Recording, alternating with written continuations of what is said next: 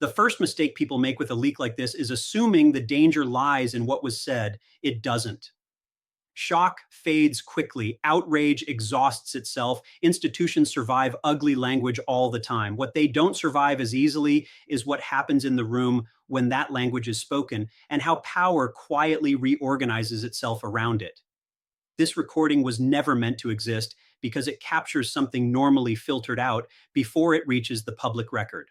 The moment senior officials realize they are no longer dealing with an outburst, but with a governing reality they must now manage. The audio matters less for its content than for its timing and its audience. These were not voters. They were not opponents. They were people whose job was to translate impulse into policy. Listen closely, and you don't just hear words. You hear a recalibration happening in real time, people processing risk, people deciding what can be challenged and what must be absorbed. In high-level government settings, reactions are data. Silence is data.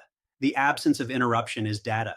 Those signals reveal fault lines that never appear in press briefings or official memos. What makes this moment structurally dangerous is not that it was recorded, but that it was tolerated. When senior figures do not push back internally, the system learns a lesson.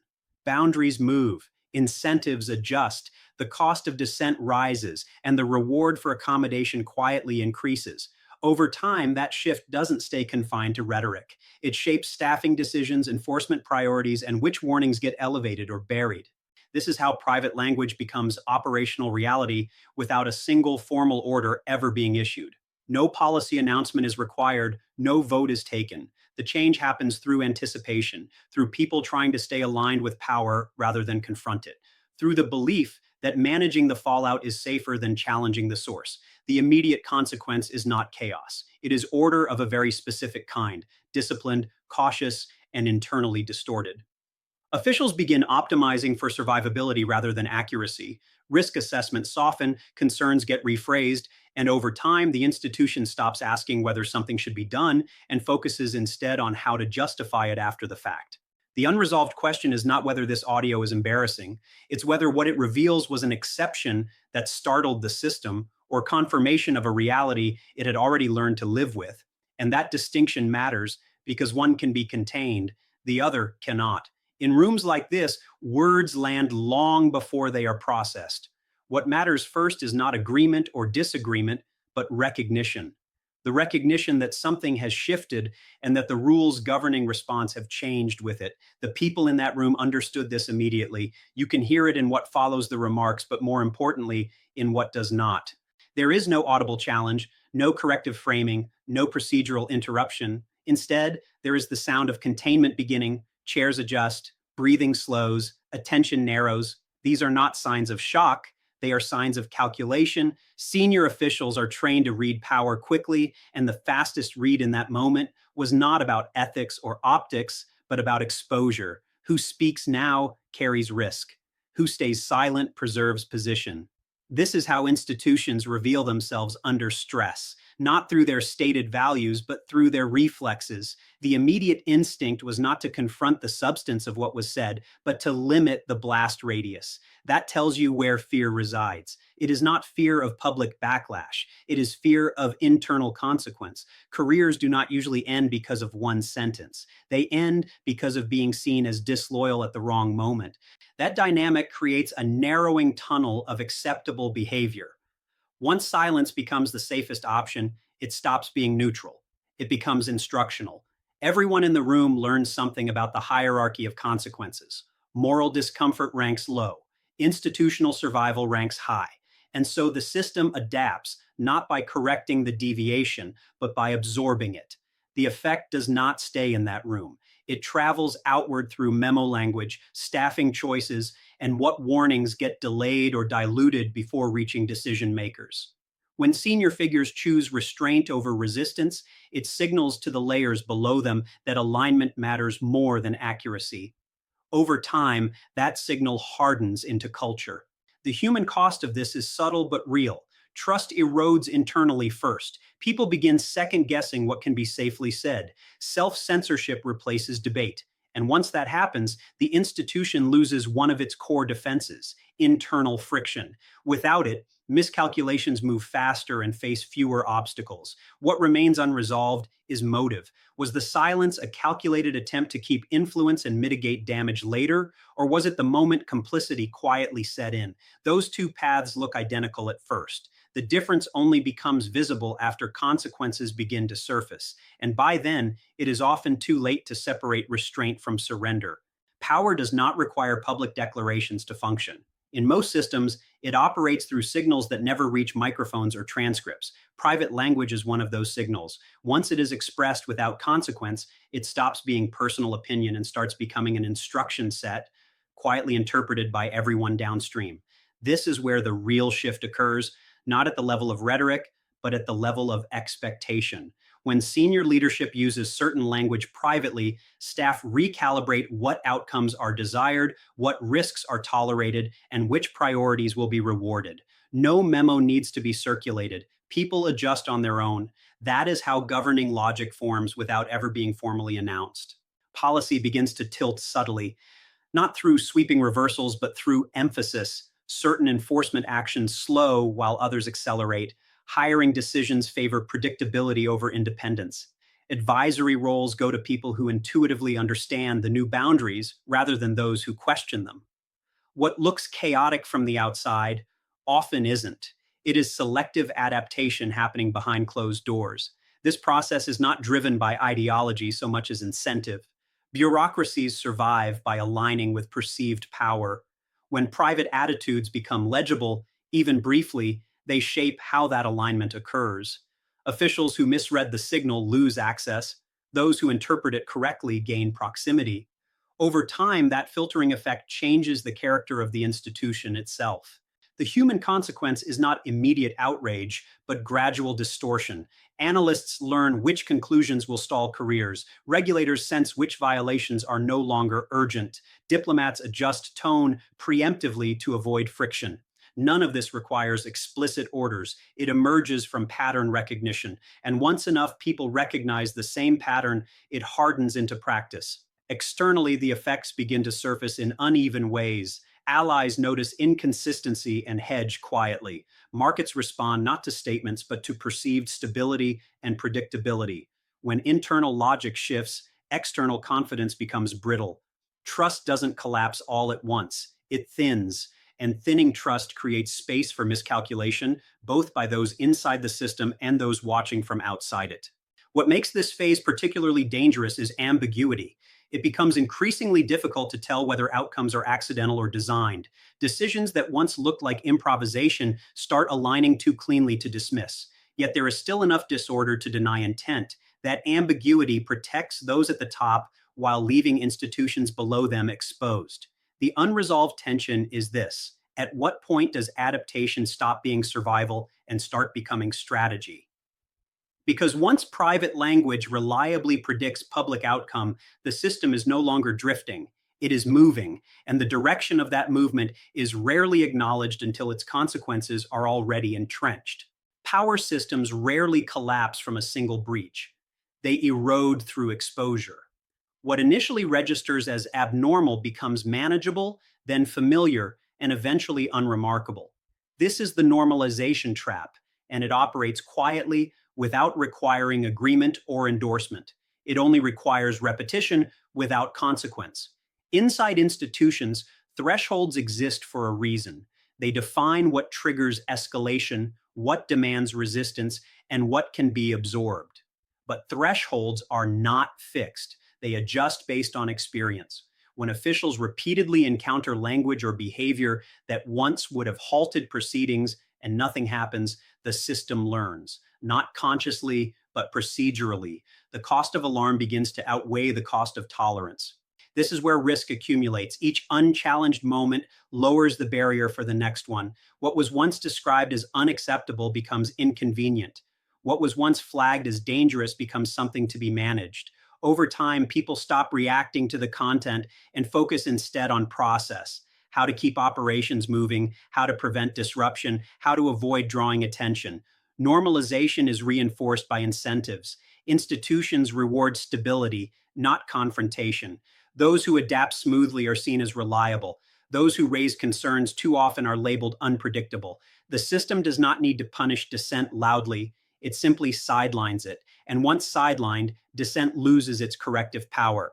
The danger here is not that everyone agrees, it's that disagreement no longer matters. When internal pushback ceases to alter outcomes, it becomes performative at best. Real decisions are shaped elsewhere by those who have learned how far the system can be stretched without breaking. That knowledge becomes a form of power in itself. Human consequences follow. Professionals who once believed in internal safeguards begin to disengage. Some leave, others stay and adjust expectations. Trust between departments thins as people grow uncertain about what will be defended and what will be sacrificed. The institution continues to function, but with fewer internal breaks and more blind spots. Externally, this recalibration becomes visible through inconsistency. Policies appear uneven, enforcement feels selective, allies struggle to interpret signals, markets sense volatility beneath surface stability. These are not dramatic failures, they are early indicators of a system operating closer to its limits than it admits. What makes normalization so difficult to reverse is that it feels rational at every step. No single moment seems worth the cost of rupture. Each accommodation appears temporary, but the accumulation is not. By the time leadership realizes thresholds have shifted too far, restoring them requires confrontation the system has trained itself to avoid. The unresolved risk is not whether normalization is happening, it is whether the institution still recognizes where its red lines are. And if it no longer does, the breaking point may not announce itself in advance. It may already have been crossed quietly while everyone was still adjusting. There are costs that never appear in press releases or budget tables. They are discussed obliquely in secure briefings, hinted at in diplomatic cables, and measured through behavior rather than statements. When internal culture shifts, these costs surface externally first, long before anyone is willing to name them. Alliances operate on confidence as much as capability. Partners do not need perfection, but they require predictability. When signals from leadership become erratic or internally distorted, allies begin adjusting quietly. Meetings take on a different tone, commitments become conditional, joint planning slows, none of this is announced. It shows up as hesitation, as delays, as a growing preference for hedging rather than alignment. Adversaries read the same signals from a different angle. Where allies see uncertainty, competitors see opportunity. They test boundaries incrementally, probing for inconsistency, not because they expect immediate collapse, but because systems under internal strain respond less coherently.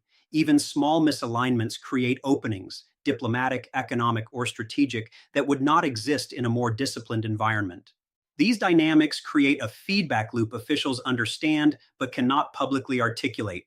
Acknowledging credibility erosion invites further testing. Denying it internally prevents correction. So the response becomes managerial rather than strategic.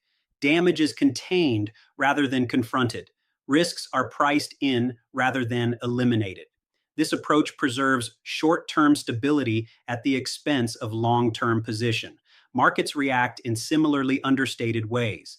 They do not panic at rhetoric. They watch institutions. When internal logic appears unstable, investors seek insulation. Capital becomes more cautious. Long-term commitments thin. Industries tied to policy clarity, defense, infrastructure, trade begin planning around volatility rather than certainty. The impact on daily life is indirect but persistent, showing up as higher costs, slower growth, and reduced confidence in future planning. Inside government, officials are aware of these shifts. They calculate them constantly, but public acknowledgement would require admitting loss of control, and that carries its own risks. So conversations stay compartmentalized. Each agency manages its slice of the problem. No one owns the whole picture. This fragmentation further weakens coherence, even as it maintains the appearance of functionality. The most dangerous aspect of this phase is plausibility. Every individual adjustment can be justified, every concession framed as prudence, every delay explained as caution. But taken together, they represent a steady erosion of strategic leverage. Once credibility thins past a certain point, restoring it requires actions far more costly than those that might have prevented its decline. The unresolved question is whether the system is still operating within a recoverable range. If these costs are being absorbed faster than they are being addressed, containment may already be giving way to entrenchment, and when that happens, the line between manageable damage and structural loss is crossed quietly, without a clear moment anyone can point to afterward. Control is rarely lost in a single dramatic failure. It slips away through sequence, through moments when the system responds instead of directs, explains instead of defines. The first visible sign is not policy reversal, but narrative strain. Messaging becomes defensive. Statements grow longer, more qualified, more careful. Clarity gives way to containment. Leaks accelerate this process, not because they reveal unknown facts, but because they expose internal disagreement. When information escapes selectively, it signals that trust has fractured somewhere inside. That fracture forces leadership into reaction mode. Time that should be spent shaping outcomes is diverted to managing perception. Each response creates another surface for scrutiny, another opportunity for contradiction. Resignations deepen the instability, even when framed as routine. Senior departures are read less for their stated reasons than for their timing. Allies and markets interpret exits as indicators of internal confidence. Was this planned succession or quiet descent? The ambiguity itself becomes destabilizing. Once questions outnumber answers, control over interpretation weakens. Defensive messaging compounds the problem. When institutions insist on unity too loudly, they invite skepticism. When they deny significance too forcefully, they elevate it. This is not a communications failure, it is a structural one. Systems built to project authority struggle when authority must be constantly asserted. The effort required to maintain the narrative begins to outpace the capacity to govern. Cascading risk follows.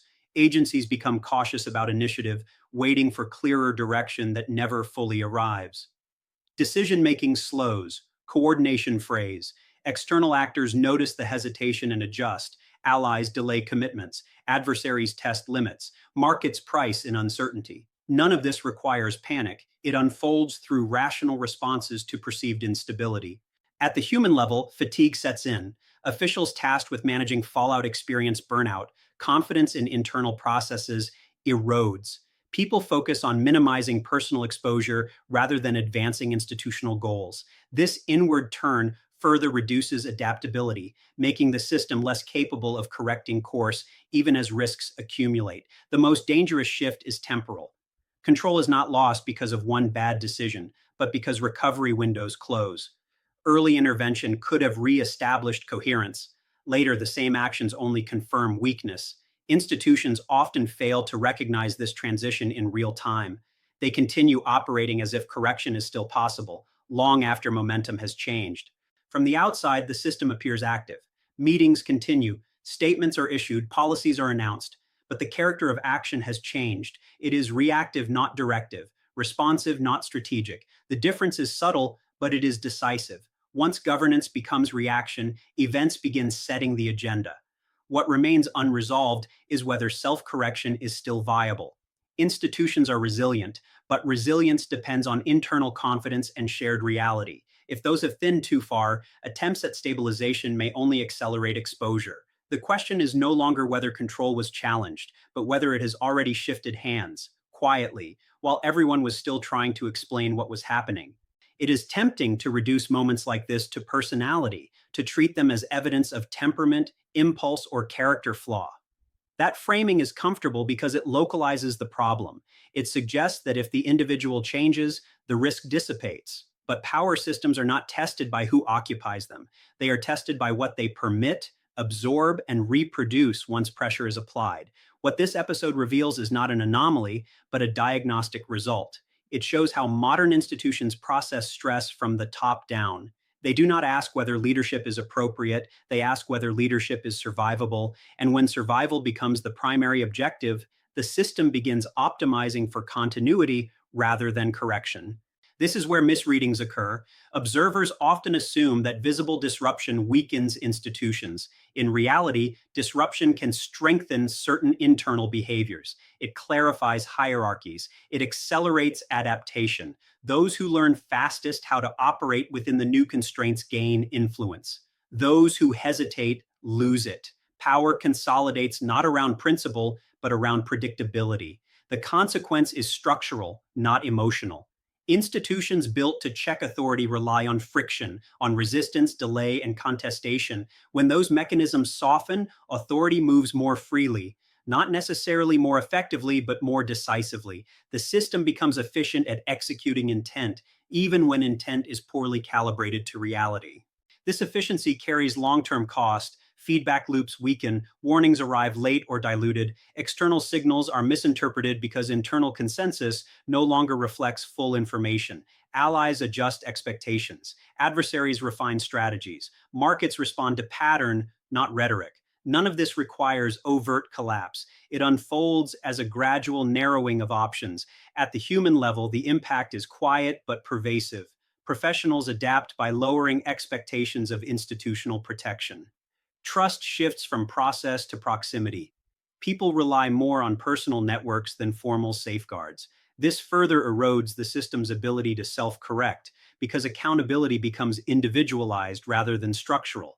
The most uncomfortable insight is this: institutions often do not fail by rejecting dangerous leadership. They fail by accommodating it too well. By absorbing pressure without breaking, they allow patterns to entrench. What looks like resilience can become amplification. What looks like stability can mask drift. This leaves an unresolved question that cannot be answered by outrage or dismissal.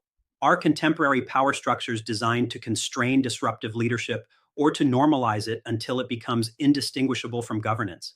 Because if the system's response is adaptation rather than resistance, then the true test is not who leads next, but what kind of leadership the system has quietly learned to sustain.